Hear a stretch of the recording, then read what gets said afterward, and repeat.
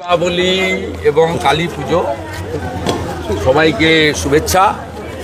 মা দুর্গাকেও বলেছিলাম, মা তোমার ত্রিশূলটা, এই বাংলায় প্রচুর ধর্ষক বেড়ে গেছে, কোনো বোন কন্যা সুরক্ষিত নয়।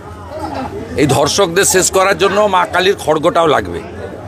ওই প্রার্থনা করছি অভয়া থেকে দুর্গাপুর মেডিকেল কলেজ, আমাদের কোনো মেয়ে কোনো বোন এই বাংলায় সুরক্ষিত নয়। মা দুর্গার ত্রিশূল আর মার কালীর খড়গটা লাগবে এই ধর্ষকদেরকে শেষ করার জন্য। এই প্রার্থনাই মায়ের কাছে করছি। রাজ্যবাসীকে একটাই বার্তা দেব যে এবারের দীপাবলি সুখ সমৃদ্ধি ভরিয়ে দিক, কালী মাতা আমাদের শক্তি দিক, আমরা যাতে নারী সুরক্ষা দিতে পারি, কন্যা সুরক্ষা দিতে পারি। মুখ্যমন্ত্রীর মতো ওইভাবে ভাষা বলা উচিত। গার্ল চাইল্ডরা রাত্রে বেরোবে না কেন? কালী পুজো তো রাত্রে হবে, তাহলে মেয়েরা ব্রতী থাকবে না, পুষ্পাঞ্জলি দেবে না? মেয়েদের সুরক্ষা মেয়েরাই নিয়ে নিবে, তাহলে আমরা আছি কি করতে? সরকার আছে কি করতে? অতএব এগুলো বর্জন করুন। ভারতকে আমরা মাতা বলি, কন্যা আমাদের রত্ন, তাদের সুরক্ষিত রাখার দায়িত্ব আমাদের। অত্যন্ত এই তো আফগানিস্তানেও বলছে কিনা সন্দেহ আছে, আফগানিস্তানে যারা শাসক আছে তারাও বলছে কিনা সন্দেহ আছে। এটা বলা উচিত হয়নি, উনি কোনো দলের নেত্রী নন, রাজ্যের প্রশাসনিক কর্তৃক, পুলিশ মন্ত্রী। উনি আমাদেরকে, আমাদের বোনেদের, মেয়েদেরকে প্রোটেকশন দেওয়ার দায়িত্ব ওনার। ওনার মুখ থেকে এই ধরনের কথা আসা মানে এটা অত্যন্ত বিপজ্জনক, এবং আমাদেরকে মানুষজনকে ভাবতে হবে যে এই ধরনের পুলিশ মন্ত্রী মুখ্যমন্ত্রীকে রাজ্যে রাখবেন কিনা। কারণ মানুষের কাছে একটা বড় সুযোগ আগামী কয়েক মাসের মধ্যে আসছে, সেই সুযোগটা মানুষ যদি কাজে লাগান তাহলে অন্তত যোগী আদিত্যনাথজি যেভাবে মহিলা সুরক্ষা দিচ্ছেন আমরাও এই রাজ্যে সেটা দিতে পারবো। ইলেকশন কমিশন বুঝে নিবে, আমাদের দায়িত্ব নজরদারি চৌকিদারি করা।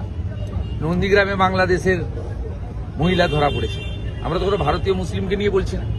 নন্দীগ্রাম 1 নম্বর ব্লকের ভোটার তালিকায় বাংলাদেশ থেকে মেয়েদেরকে পটিয়ে নিয়েছে, এখানে দ্বিতীয় বিয়ে তৃতীয় বিয়ে করে রেখেছে।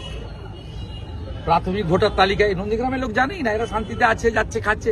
এখানে বাংলাদেশি মুসলিমদেরকে, অনুপ্রবেশকারীদেরকে দিয়েছে। আপনার বর্ডার ডিস্ট্রিক্ট নয়, নন্দীগ্রামের কোনো এলাকায় বাংলাদেশ বা পূর্ব মেদিনীপুরের বর্ডারে নয়, এইখানে ঢুকিয়ে দিয়েছে।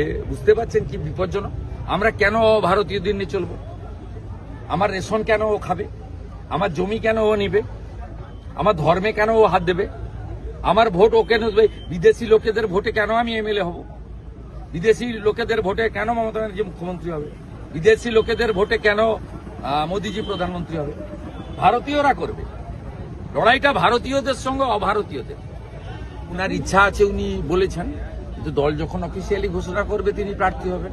তিনি তো অ্যাক্টিভ এমএলএ, এলাকায় থাকেন, কাজ করেন। তিনি বলতেই পারেন আমার পারফরমেন্স আছে, অ্যাসেম্বলিতে পারফরমেন্স আছে, সাসপেন্ড হয়েছে। এটা ঘোষণা করা নয়। আমি তো আশা করতেই পারি দল আমাকে মনোনয়ন দেবে, খারাপ কিছু বলেননি তো। তিনি পাশাপাশি কর্মীদের বার্তাও দিচ্ছেন সংগঠিত হয়ে চাটাই বৈঠক। আমি কোনো ওই পয়েন্টে ক্লিয়ার করছি, উনি অ্যাক্টিভ এমএলএ, মানুষের সঙ্গে থাকেন, উনার এলাকায় বিধায়কের অফিস রয়েছে। কিছুদিন আগে সরকারকে উনি বলেছিলেন রাস্তা সারাতে, সারাইনি বলে নিজে কোমরে গামছা বেঁধে মাথায় ঝুড়ি দিয়ে রাস্তা সারিয়েছেন। বিধানসভায় প্রত্যেকটা অধিবেশনে আমাদের সহযোগিতা করে, উপস্থিত থাকে। গত বিধানসভা অধিবেশনে সাসপেন্ড হয়েছে, তো তিনি তো আশা করতেই পারেন যে এখানে 90% ধরে নিন আমি দাঁড়াবো। তো দলের কাছে আবেদন, জনগণকে বলছি, ক্ষতি কিছু নেই। দল যখন অফিসিয়ালি ঘোষণা করবে তখন তিনি প্রার্থী। আপনিও আশা করতে পারেন আমি সাংবাদিকতা ছেড়ে আমি কোন রাজনৈতিক দলে যোগ দেব, আমিও ভোটে দাঁড়াবো, আশা করতে।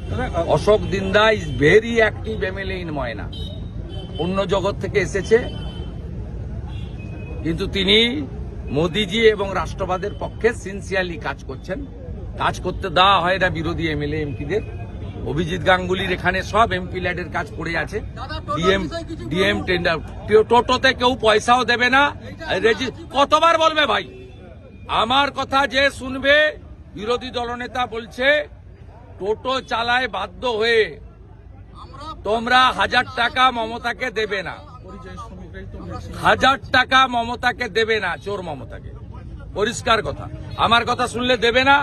আর তোমাদের যদি বাধা দেয় আমি বুঝে নেব।